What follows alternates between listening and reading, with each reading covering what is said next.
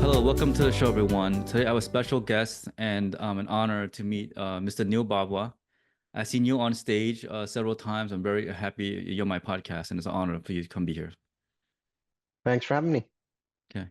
Neal Bawa is a technologist who's universally known in real estate circles as the mad scientist of multifamily.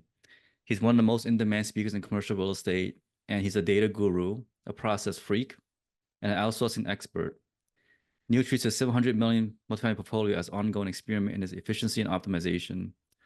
The mad scientist lives by two mantras. The first one is we can only manage what we can measure. And the second mantra is data beats gut feeling by a million miles.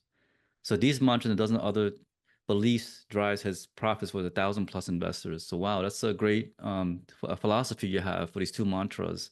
And the first time I heard about them, were reading your background. So welcome, Neal. Thank you. Well, thanks for having me and looking forward to the conversation. Great, great. So today we just want to kind of understand in the multifamily world investing. I know it's been very challenging to, I guess, to find good deals in the past maybe year or so, and also the interest rates, went up, significantly in the past, 1 or 2 years. So what are your take on that, Neal, for us who's looking to invest and buy multifamily? What's your insight on that? So, you know, when you're looking to invest in multifamily, whether you're a, passive investor or a general partner, it's very important to understand market cycles and important to understand where you are in the market cycle. Yeah. If I was looking, if my focus was, oh my God, I'm looking at what's happened in the last 2 years, I'm going to make no investments in multifamily today or probably, even a year from now, because I'm looking at the past. And that is Yes. the viewpoint of most investors. But understand that when you make an investment based, solely on what's happened in the last 12 months or 24 months, especially if those last 24 months have been unusual, you're not an investor, Jonathan, you're a speculator. Okay. Speculators look at recent data and say, oh my God, this stock fell, I need to sell, right?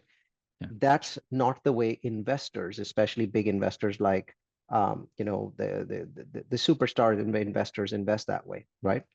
Okay. Um, so like Warren Buffett. The last 24 months have been very challenging.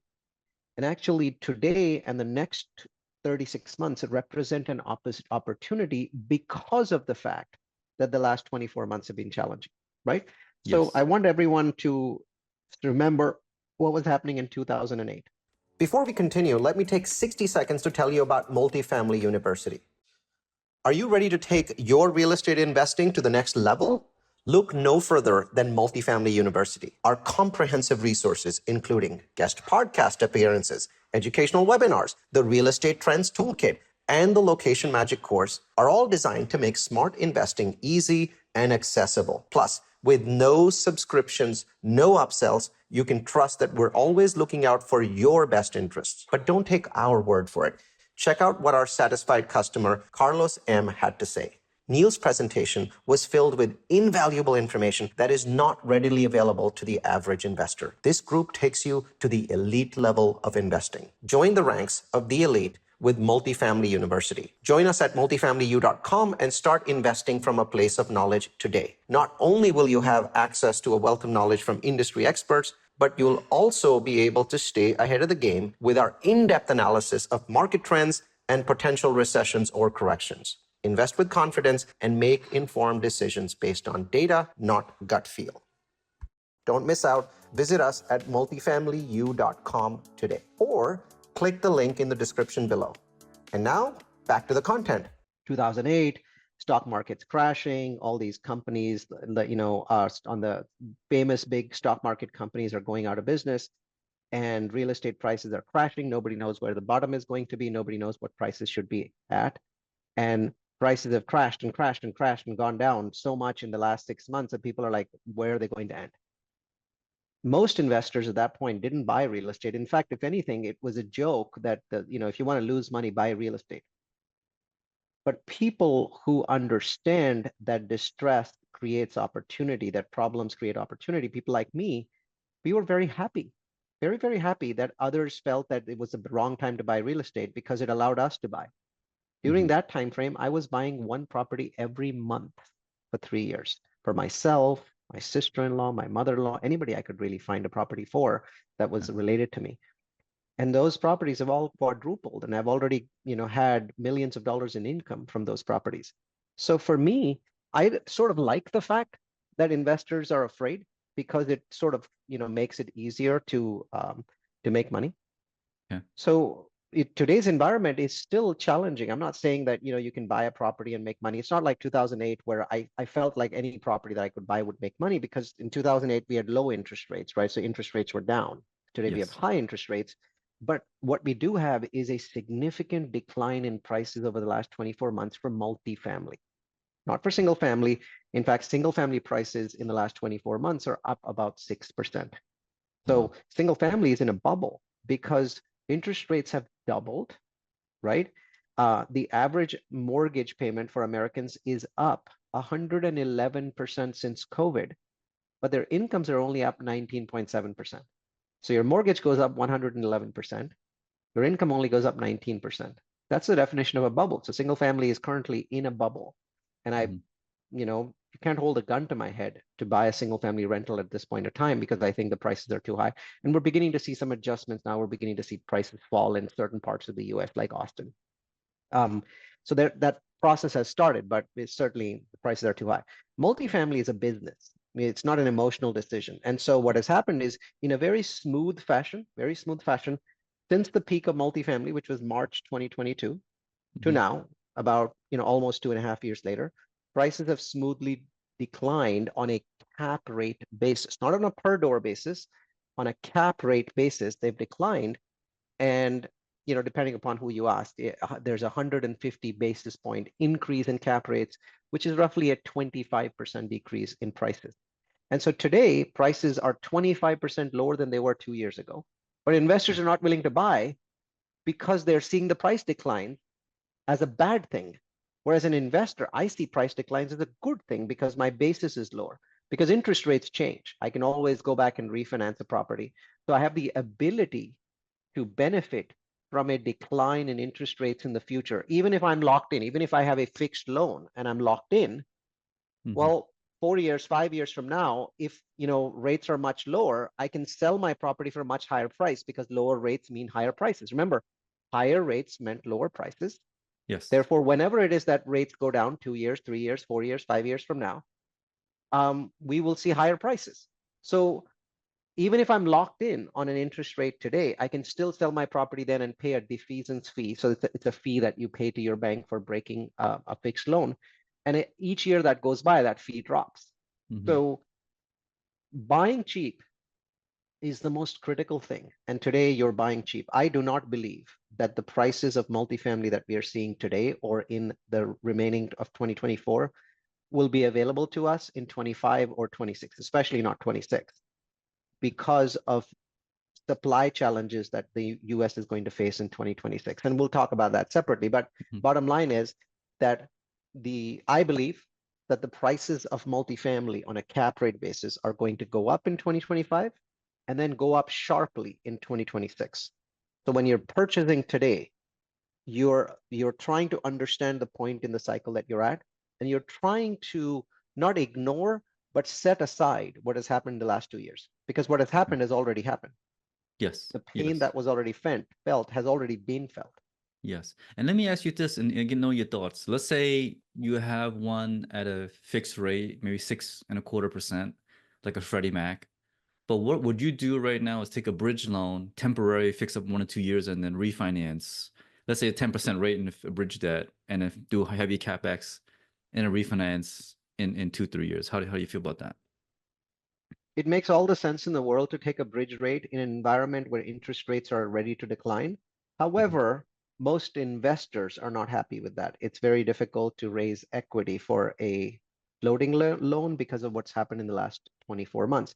So once again, what you should be doing and what you end up doing are often two different things, because you still have to raise equity, and most investors are much more comfortable raising, locking in an interest rate at 6%, which is a high interest rate, than they are to be on a bridge rate. Also, the bridge floating rates for now are too high. So that's the other challenge, because bridge rates are very high until the Fed at least cuts rates 2 or 3 times. Once the Fed cuts rates 2 or 3 times, you'll see bridge prices go down. You'll see bridge interest rates go down. The spread is too high right now because the Fed needs to cut rates for that spread to start to compress.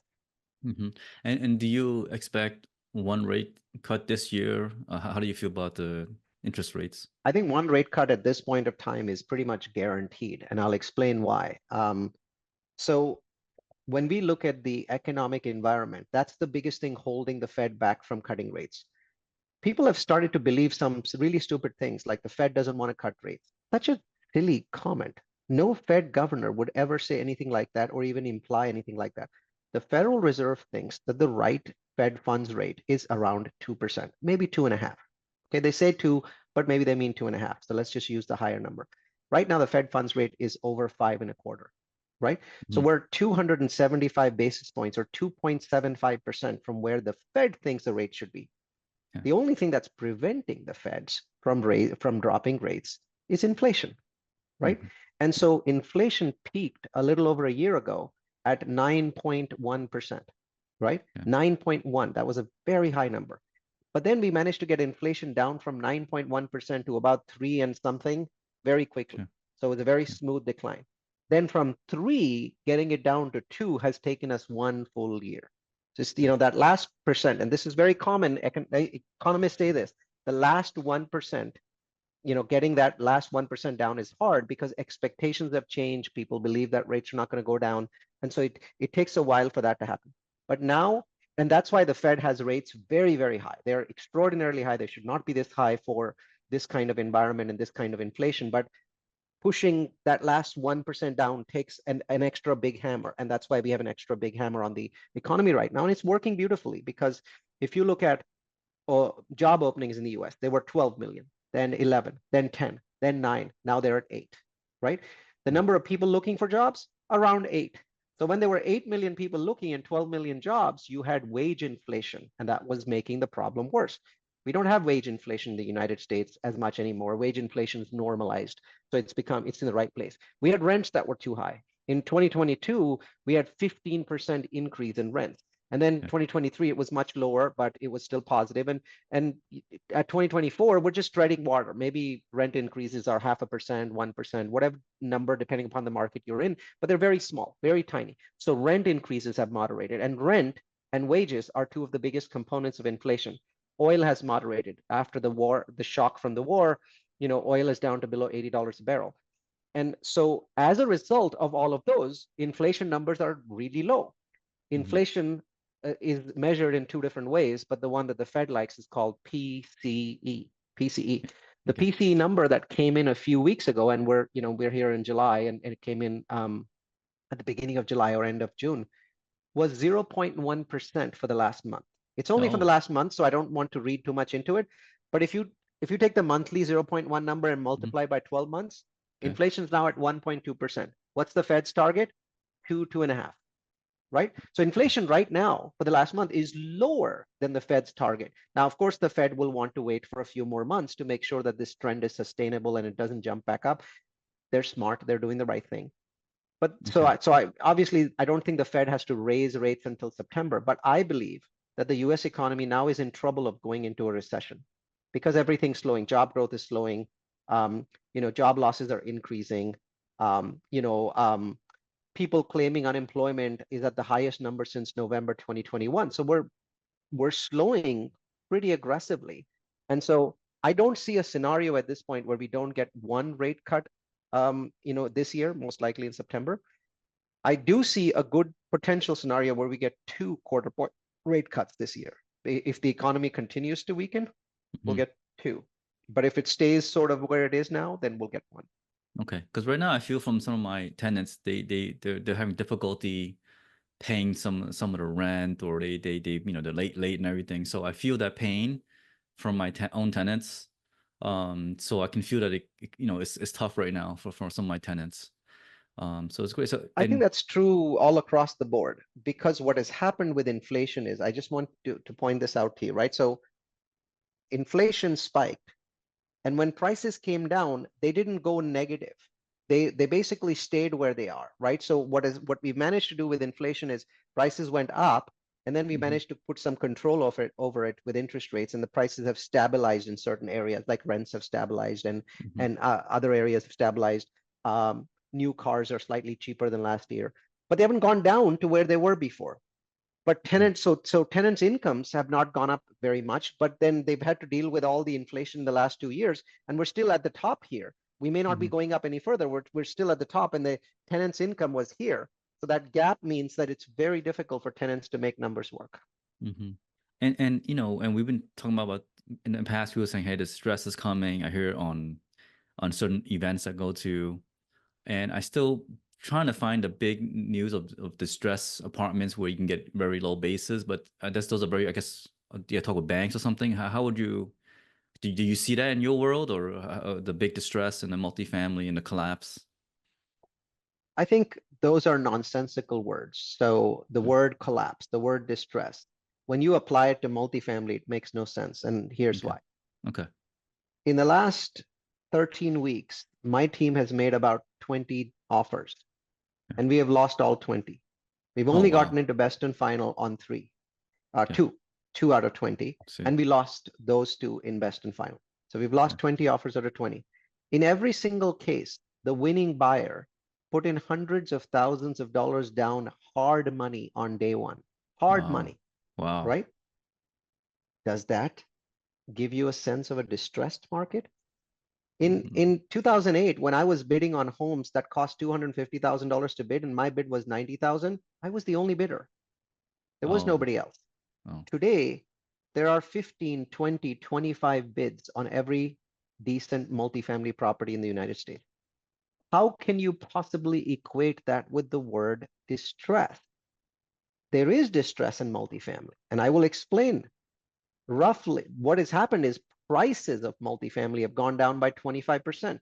If you apply that definition of distress, then owners and landlords are distressed because they're not getting as much value for their property as they needed, especially if they bought it after 2018.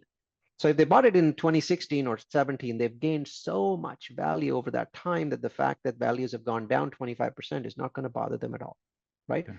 So what is going to bother people are the properties that have been purchased in 2018, 19, 20, 21, 22, and 23, because those properties have lost value. And that loss of value means many investors have their equities wiped out or close to non-existent. And if they continue to hold on to these properties for the next 3 to 4 years, their equity could come back. But if they don't and they have to sell those properties this year, then from the perspective of those investors and those general partners, there's distress. So let me put Okay. it this way. We have distress in the multifamily market in that about 100,000 investors in about 3,000 properties might lose money. Okay. We have distress in the market in that 3,000 general partners that are holding on to these properties. Their properties might go back to the bank or might be sold for an equity loss. If that's your definition of distress, sure, we have it. And it's here right now. If your definition is that the multifamily industry is in distress, that's just pure nonsense. Okay. Yeah. No, it's more of the sellers took a bridge loan when they couldn't pay the high interest rate or the insurance cap to afford it, and that's where they tried to do a capital call. They couldn't do it, and the value went down, and they're in distress in that situation. Yeah. So I think again, it's really about how you define distress. I think this is an opportunity to pick up assets at decent prices, especially if they have assumable loans. So the Okay. only reason prices have gone down 25% is not because of a change in demand. Demand is actually phenomenal for multifamily, right? Even Okay. though we are delivering 550 to 600,000 new apartments this year, we still have positive rent growth. Even in some of the metros that have a lot of supply, we still have positive rent growth. For example, Raleigh had 0.5% month over month rent growth Mhm. in the month of June, right? Wow. Even though it Okay. has a very large amount of supply. That's about 6% a year. That's a fantastic amount of rent growth. That people would be delighted with that. And Raleigh is a market that's delivering a large number of units. So demand is not really an issue at this point in time. Our occupancy US wide is somewhere around 94.3%. That's a very healthy number. So the issue that we've had in the last 12 months has simply been interest rates, right? Interest rates Mhm. are very high, so the Mhm. values are down.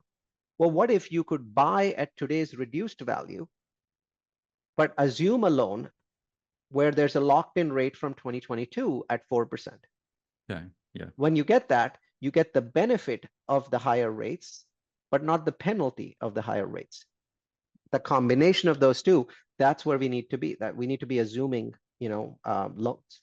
Yeah, assume a lower loans at 3% or what the rate was back then in the couple of years ago. 3% is not very common, but I think that there's a lot of loans, assumable loans in the market that are in the fours, Hmm. all the way to 4.99. I think those are good loans. Okay. Anything sub 5% you see is a good loan. Okay. Yeah, if you're above 5%, then you're not getting as much of a benefit because the buildings that have assumable loans are usually priced higher.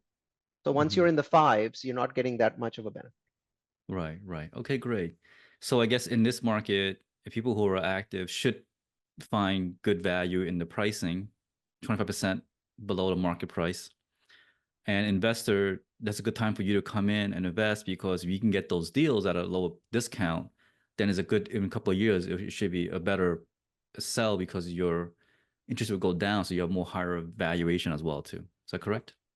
There's no doubt in my mind that if interest rates were to go down, let's say 150 basis points over the next 18 months, Hmm. that the value of multifamily would be higher because the value of multifamily is really tied to interest rates, Yeah. right? So that's why the decline in multifamily prices has been so smooth because Yes. rates went up, prices went down, rates go down, prices go up. That's just a natural process. It's a very, very natural process. It's it's not anything more complicated than that. Sometimes people are looking for something, it's like it has to be more complicated than that. No, because of the way banks decide what is the maximum loan amount of the property is tied to interest rates. So as interest rates go up, the amount of money that a bank can lend on a property goes down.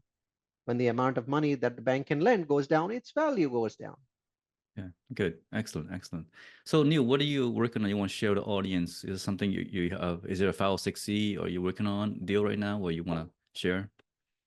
Um, so my company, we've done 30 plus projects, over 1,000 investors. We only do 506Cs, which essentially means we only work with accredited investors. Mhm. And we do about 4 or 5 projects a year. We're doing lots of different kinds of projects. We're doing pref equity deals where investors can come in and get preferential equity. That's a great position to be in today because you come in ahead of the common equity investors. We do value add deals. We just bought a property for 30 million called MTR. So it's Midtown Ridge in Chattanooga, 200 units. Very happy with that one. And that so what we're doing, and that was an assumable loan, by the way. Um, Yeah. so so we're continuously looking to purchase. It's very difficult to make numbers work. And you might say, why? Today, they're 25% cheaper. The answer is they're only cheaper because the interest rates are higher. So you still are getting hit on the net operating income right now. And so there's only certain numbers that work, and buyers want, 500,000 more than that. So you still have this buyer seller gap. Mhm. But we're trying to get 4 properties a year because we think that some of the properties that we buy now are going to end up being our best in the next 5 years. Great, great. So if anyone wants to reach out to you, Neil, what's the best way to get a hold of you and look at some of your deals? So my company's name is Grow Capitalist. So you just type these words, growcapitalist.com, and hit enter into Google. If you're looking to just learn more about the data that we provide data to the industry. About 25,000 people use our data every year. We publish that at a website called Multifamily U. That's multifamily followed by the letter U.com. And if you go there, you'll see 20, 30 webinars. They're very fun, interesting, very thoughtful. And if you're an investor, I think you should educate yourself more about what's happening and what's the opportunity today. So you might want to start at multifamilyu.com. Okay, great. Well, thank you very much, Neil, for coming on the show.